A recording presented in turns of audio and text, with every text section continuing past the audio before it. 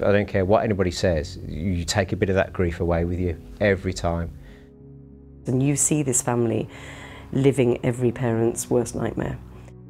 Rather than allowing it to have a negative impact on my emotions, I try and make it positive and be like, okay, well, that was awful, but at least I'm prepared for the next one. I think anyone who's dealt with a death or a serious injury has some understanding of the impact. I was just thinking, this is the worst birthday ever.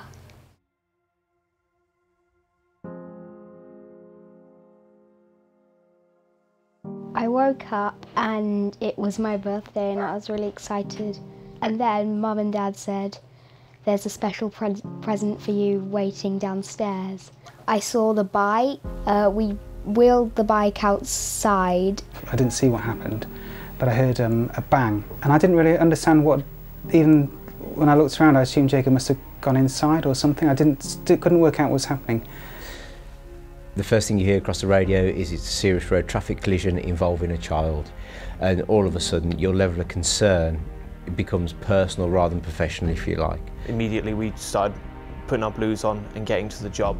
You're immediately thinking about the consequences of the collision and what you're going to have to face when you get there. When I stepped out of the vehicle, I tried to get eyes on the patient because there was a lot of people sort of flapping and getting us to come over. And there's always people filming on their phones. We live in a social media generation. You know, people aren't helping, but at least usually when there's a serious collision there's at least half the people taking pictures, filming on phones. And before we've even got there, usually there's uploads on social media. So, you know, sort of the impact's already out there, uncensored, if you like. I was crying, the blood had covered my entire hand, and because the blood is so hot, it really burned my hand. The main thing that was flooding through my brain at that point was pain. He'd actually sort of been ricocheted off the bus and not gone under it. Then we drove off in the ambulance to the hospital. You go from dealing with the one casualty that's actually been hit by the vehicle, and because of the trauma of the situation, in effect, you could have up to a dozen casualties of people who've witnessed it, people who've been involved. You've got the driver, you've got people on the bus. Already, you've got a huge community impact that, as a police force, we're going to have to deal with.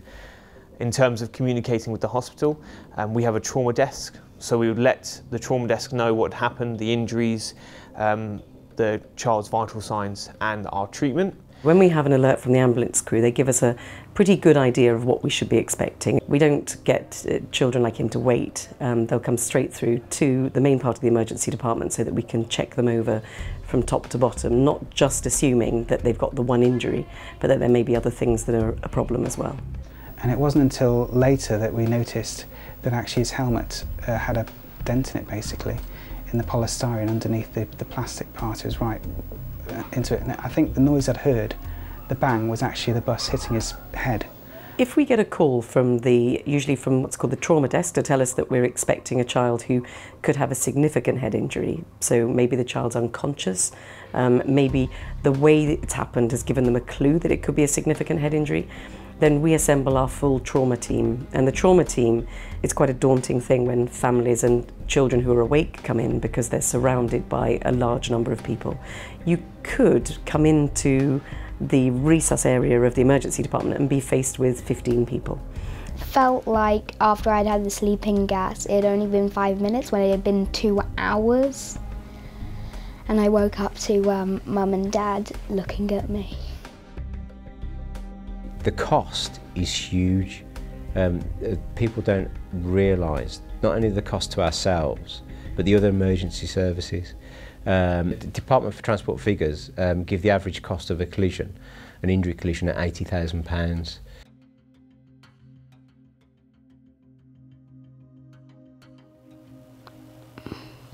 $100, $500, $600, quite a lot. I would guess over $1 million. The cost to the wider community is huge, and people don't appreciate that. I think the average cost of a fatal collision is usually about £2.5 million. That's quite a lot of money. It doesn't surprise me. I mean, I think if you look at loss of earnings, especially when you're talking about children, because they're at the very beginning of their life and they've got hopefully 70, 80 years left to contribute to society. Obviously, the fatality side of things is one group. For me, having an idea of the long-term needs of a child who's badly injured in a road traffic collision, that must mount to hundreds and hundreds of thousands of pounds. And you know, we have children who leave our hospital with 24/7 care needs for the rest of their lives. And these children are not going to be able to take up jobs, they're not going to be able to work in their community, their families will often lose their jobs, they'll be no longer able to work. The ripple effect of that is enormous, and it seems to me that what we're doing is we're investing what's relatively a small amount of money in our children's futures, and I think most people would support that.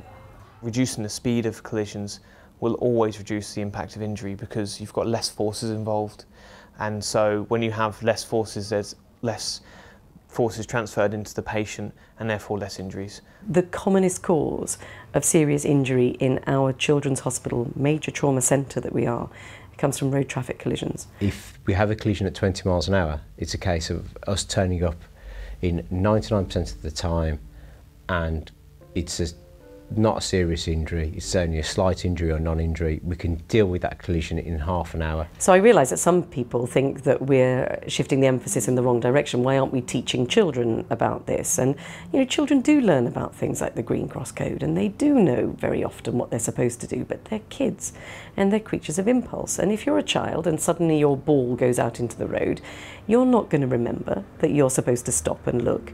And you cannot cover every eventuality. That's because they're children and they're learning. And so I don't think we can put the responsibility with them. Oh, I know these roads. That's always a classic thing. I know these roads, I didn't see them. Well, if you were going slower, you probably would have seen them. I think the accident just brought to mind how important it is that streets are seen as not just something for cars to shoot down. Actually, the people that live on them, the residents are just as important. The cyclists, the pedestrians that walk down there, all have to be considered. If we could reduce speed limits to 20 miles an hour in these built-up areas, then anybody who's got children, anybody who works with children, anybody who sees the things we see would have to be supporting that.